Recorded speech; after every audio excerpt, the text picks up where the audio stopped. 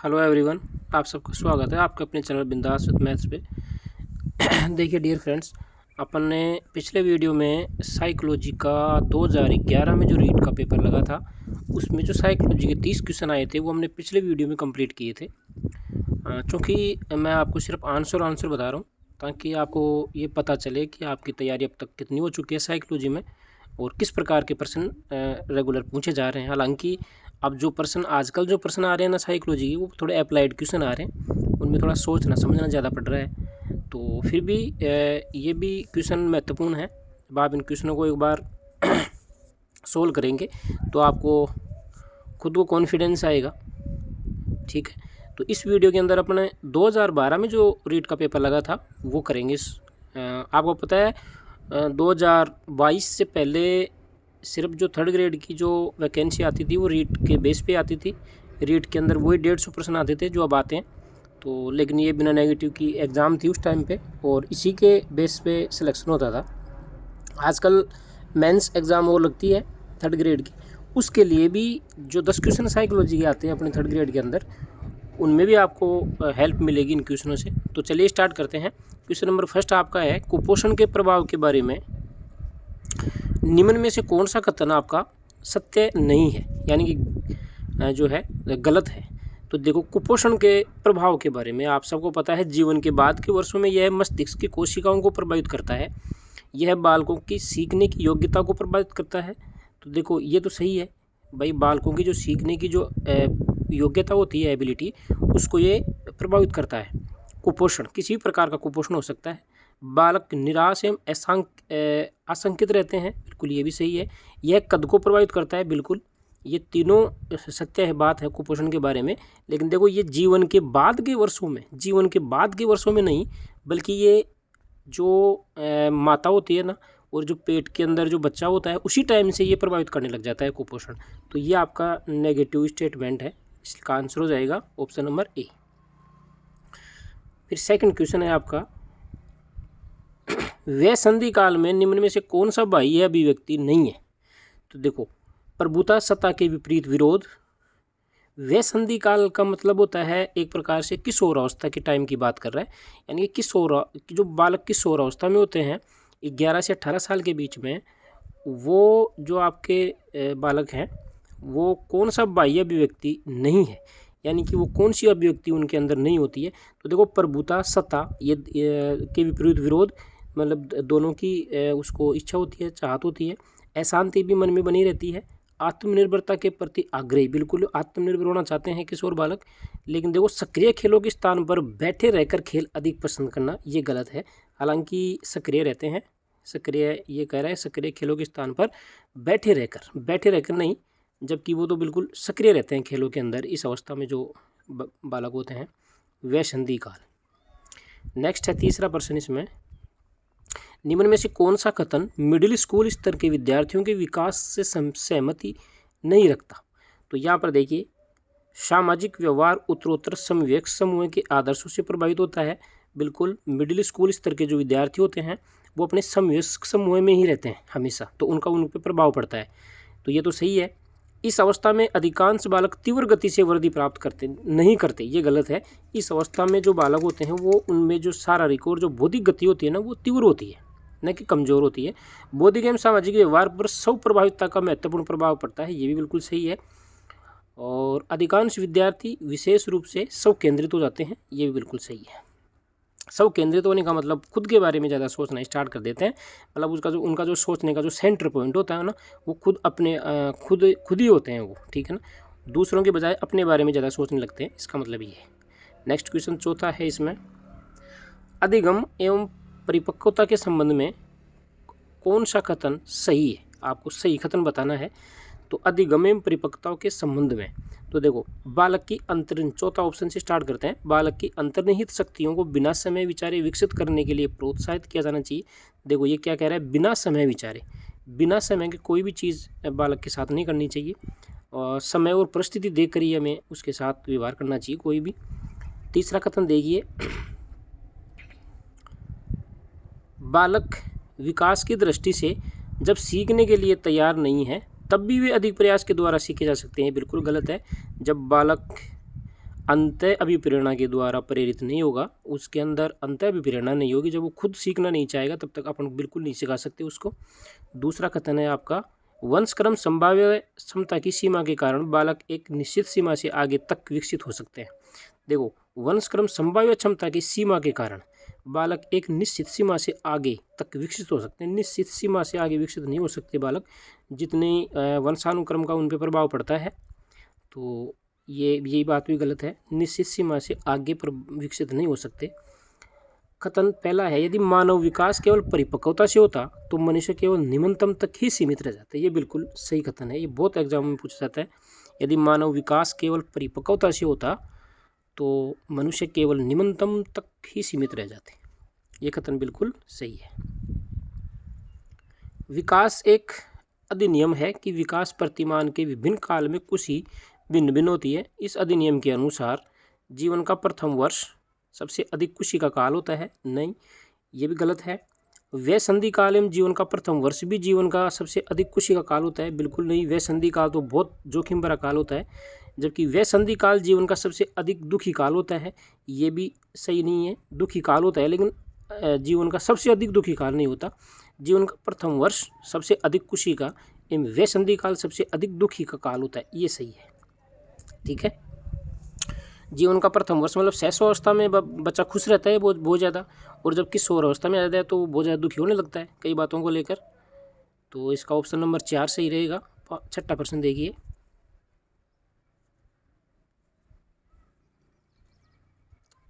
छठा प्रश्न है आपका, निम्न में से कौन सा बालकों के अधिगम एवं विकास में सबसे अधिक योगदान देता है? तो यहाँ पर देखो, परिवार, सम्यक समूह, टेलीविज़न, ये कुछ नेगेटिव चीज़ें होती हैं, इनसे हम ऑप्शन को एलिमिनेट कर सकते हैं। फिर देखो, परिवार, सम्यक समूह और अध्यापक, परिवार, खेल, कंप्यूटर, और फिर परिवार, खेल, पर्यटन। ये देखो पॉजिटिव आंसर एकदम, लेकिन इससे ज़्यादा पॉजिटिव देखें तो ये रहेगा, ठीक है। परिवार, उसके साथ के जो है उसके बराबर के जो समवयस्क जो बच्चे हैं वो, और अध्यापक, और ये तीनों चीज़ें महत्वपूर्ण हैं बालक के विकास और उसके वृद्धि के लिए। एक अध्यापक को निम्न में से किस कथन से सहमत होना चाहिए? तो देखो, आंतरिक अभिप्रेरणा तब होती है जब अधिगमकर्ता बाह्य संतोषजनक परिणाम का अनुभव करने के लिए कार्य करता है। बिल्कुल गलत।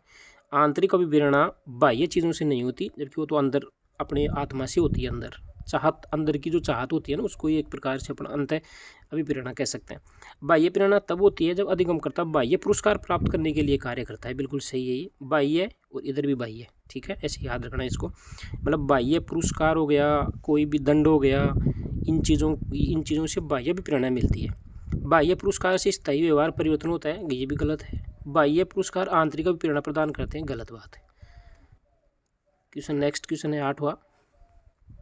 एक अध्यापक मानचित्र की खाली रूपरेखा में केवल नदियां, पहाड़, मैदान, घाटियों को प्रदर्शित करता है। वह विद्यार्थियों को मुख्य नगर, रेलवे, मुख्य नगरों को जोड़ने वाले राजमार्गों को चिन्हित करने को कहता है।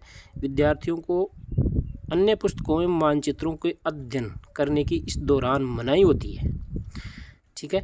यहाँ अध्यापक द्वारा कौन सा उपागम, मतलब अध्यापक यहाँ पे क्या चाह रहा है बच्चों से? तो सीधी सी बात है, यहाँ पे वो किसी भी किताब वगैरह का, किसी भी चीज़ का सहारा नहीं लेने दे रहा। मतलब एक प्रकार से करके सीख रहे हैं बच्चे, ठीक है ना। तो यहाँ पे समस्या समाधान नहीं आएगा, मानचित्र निरूपण भी नहीं आएगा। आप इनमें मानचित्र देख के ये मत कर देना। अन्वेषण उपागम भी हो सकता है, और लेकिन जो बेस्ट ऑप्शन होगा वो होगा खोज, यानी कि बच्चे खोज करने के लिए चीज़ कर रहे हैं। हालांकि अन्वेषण का मतलब भी खोज ही होता है, लेकिन बेस्ट ऑप्शन रहेगा आपका खोज उपागम। निम्न में से कौन सा उदाहरण बंडूरा, अल्बर्ट बंडूरा के अवलोकन आधारित अधिगम का नहीं है?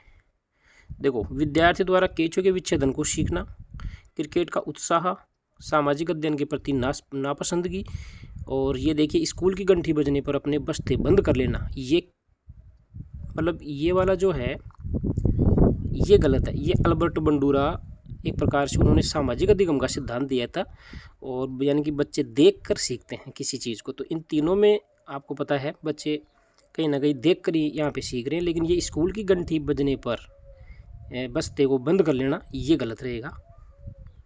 ये ऑप्शन बंडूरा का ये नहीं है, अधिगम का सिद्धांत नहीं है। क्वेश्चन नंबर 10वां है, राजेश बीमारी के कारण 1 महीने तक विद्यालय नहीं गया। जब विद्यालय गया तो उससे बाग के लंबे सवालों को हल करना नहीं आया। कई बार के निराशाजनक अनुभवों की असफलता हाथ लगी। लंबे बाग के सवालों को देखते ही वह चिंतित हो जाता है। शास्त्रीय अनुबंधन सिद्धांत के मुताबिक संवेगात्मक स्वाभाविक उत्तेजक है। यहाँ पर देखो कौन सा संवेगात्मक स्वाभाविक उत्तेजक है, यहाँ पर आपको ये बताना है। तो इसमें देखो असफलता को लेकर चिंतित है क्या, या फिर सफलता बगनासा, या लंबे बाग के सवाल, या लंबे बाग के सवालों को लेकर चिंता। मतलब वो जो मतलब कहने का मतलब चिंतित जो हो रहा है ना, वो किसको, उसका कारण क्या है। तो उसका कारण है असफलता। वो असफलता का उसे डर लग रहा है ना, और उसके अंदर क्या है, बगनासा है। बाकी लंबे बाग के सवाल को देखकर नहीं, लंबे बाग के सवालों को लेकर चिंतित नहीं है, असफलता को लेकर चिंता। तो इसमें यही सही रहेगा, असफलता और बगनासा का वो शिकार है, इसलिए उसको चिंता हो रही है।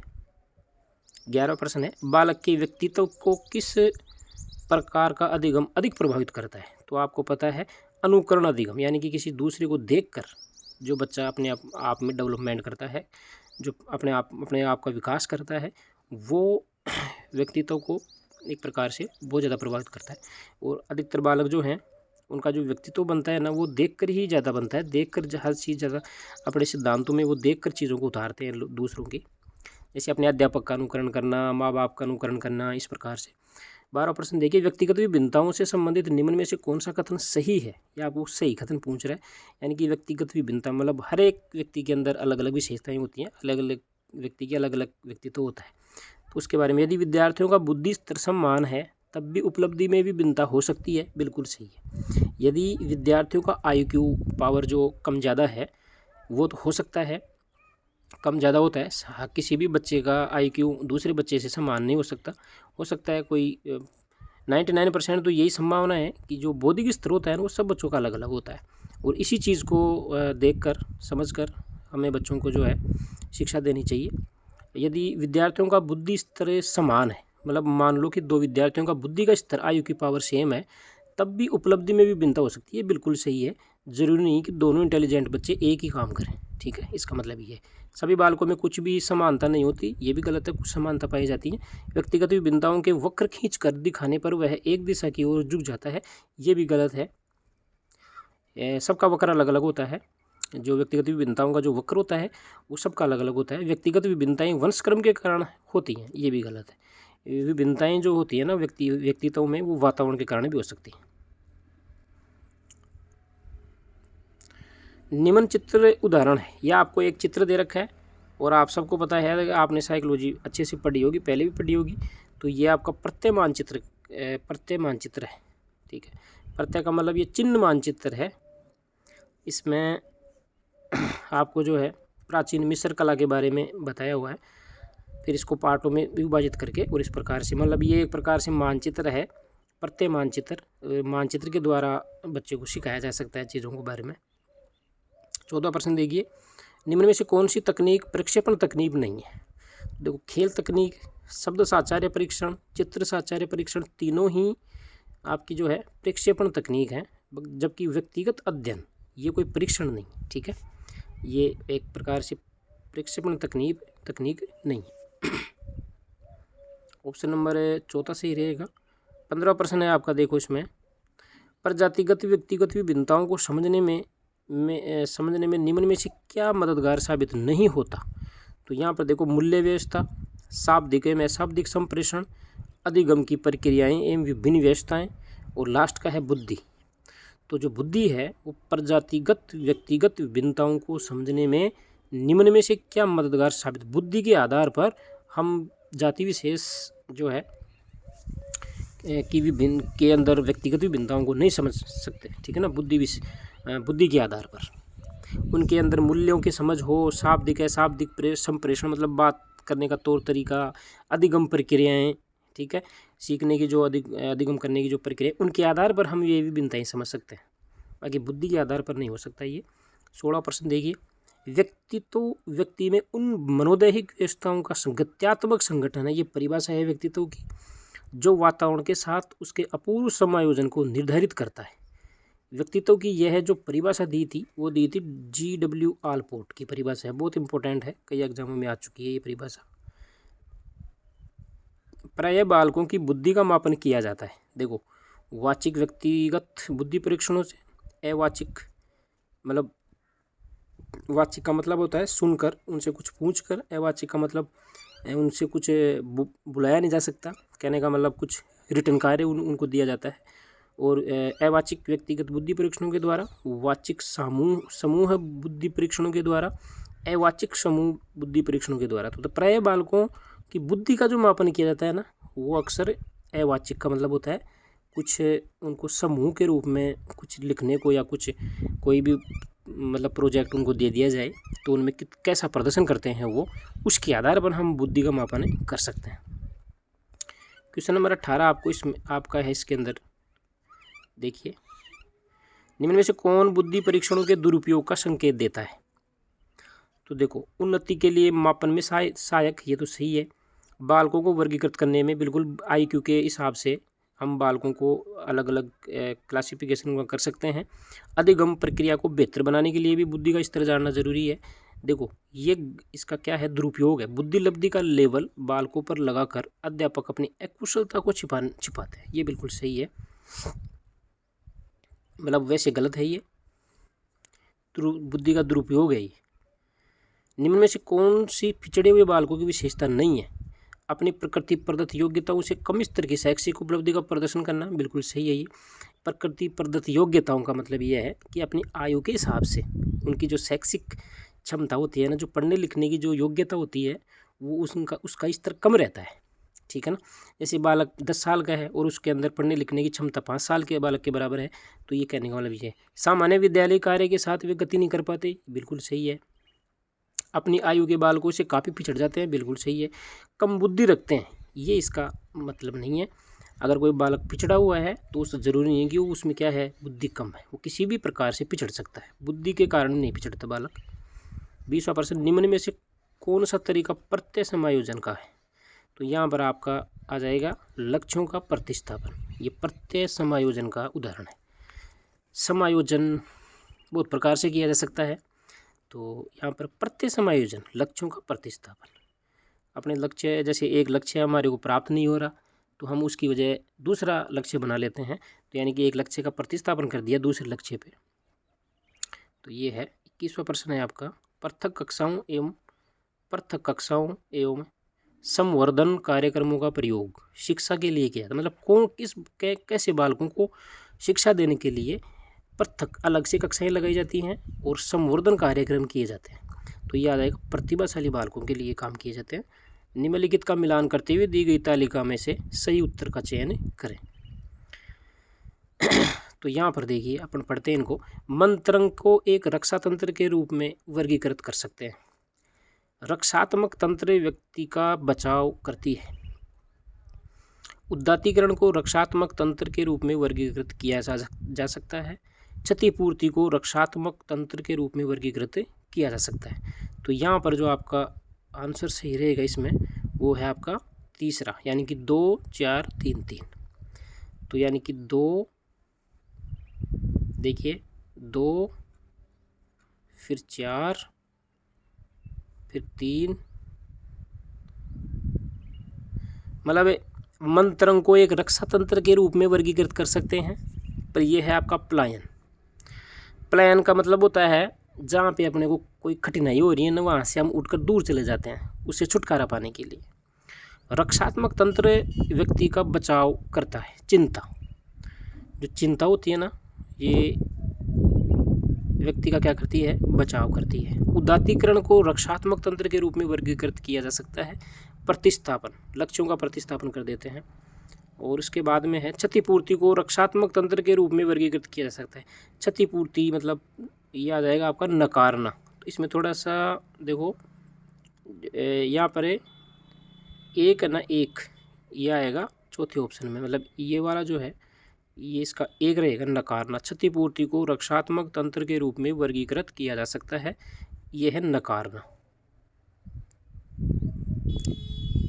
नेक्स्ट क्वेश्चन 23वां है आपका, शैक्षिक समस्याओं से ग्रस्त बालकों को किस समस्या का सामना करना पड़ता है। मतलब जो बच्चे शैक्षिक समस्याओं से ग्रस्त हैं उनको किस चीज़ का सामना करना पड़ता है। तो यहाँ पर आपका ऑप्शन सही हो जाएगा, भाषा के बोलने में असामान्यता का होना। क्वेश्चन नंबर 24, अधिगम निरोग्यता वाले बालकों में प्रक्रमण संबंधी निम्न में से किस प्रकार की कमी पाई जाती है। तो अधिगम निरोग्यता, ठीक है ना, मतलब लर्निंग डिसेबिलिटी वाले जो बालक होते हैं उनमें प्रक्रमण संबंधी निम्न में से कौन सी कमी पाई जाती है। तो संख्याओं संबंधी सूचनाओं को याद नहीं कर पाते, समय और दिशा का ज्ञान उनमें कम होता है,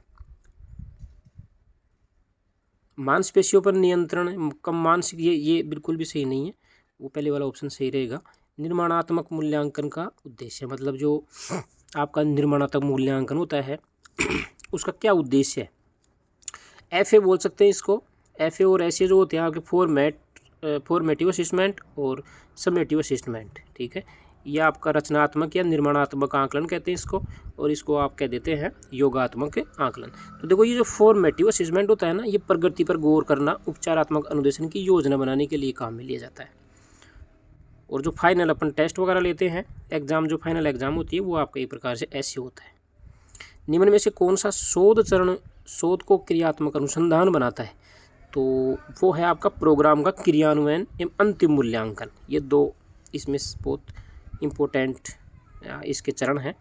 शोध का चरण, शोध को क्रियात्मक अनुसंधान, मतलब क्रियात्मक जो अनुसंधान होता है ना, उसका कौन सा चरण है जो इसको मतलब शोध को क्रियात्मक अनुसंधान बनाता है। तो वो है प्रोग्राम क्रियान्वयन एवं अंतिम मूल्यांकन। क्रियात्मक अनुसंधान इंपॉर्टेंट टॉपिक है, या आप पढ़ना इसको अच्छे से।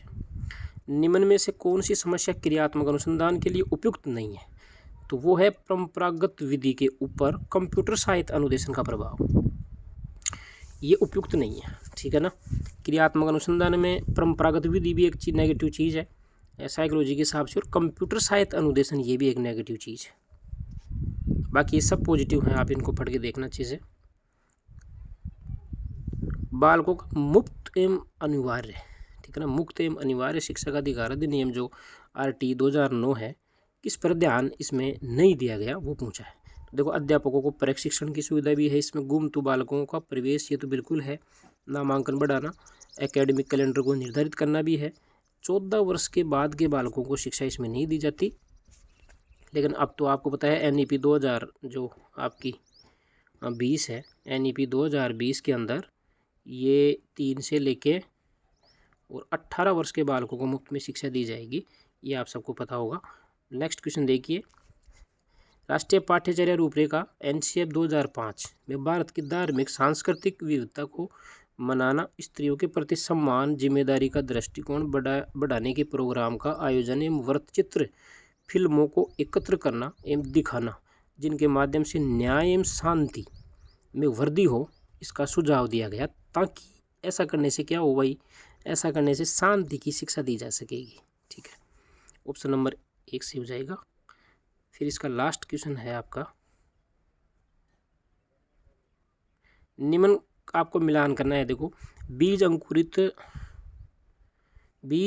होने का अनुभव प्रदान करना। बीज अंकुरित होने का अनुभव कैसे होगा, जब अपन उसको देखेंगे तभी होगा। तो मेरे को ऐसा लगता है शायद इसमें पहला आ जाएगा, भूमिका निर्वाह या रोल प्ले करना, मतलब इसमें आपको भाग लेंगे तभी तो हम भूमिका अदा कर पाएंगे अपने। परिवार में लैंगिक विभेदीकरण की क्रियाओं या अभ्यास पर वार्तालाप। तो वार्तालाप का मतलब इसमें देखो परिवार में लैंगिक विभेदीकरण की क्रियाओं या अभ्यास पर वार्तालाप। तो वार्तालाप करेंगे तो इसमें विचार और मनन करना पड़ेगा। आगे देखो दूधशाला में विभिन्न दूध के उत्पादकों की प्रक्रिया कर बनाना व डिब्बा बंद करना। तो इसमें आपको इसमें आएगा ये विचार विमर्श, और इसमें आएगा प्रश्न पूछना। शायद मेरे को 1, 3 और 2, 4 देखते हैं इसमें ऑप्शन 1, 3, 4, 2, मतलब 1 और इसका आ जाएगा 3, इसका आ जाएगा 4 और इसका आ जाएगा 2।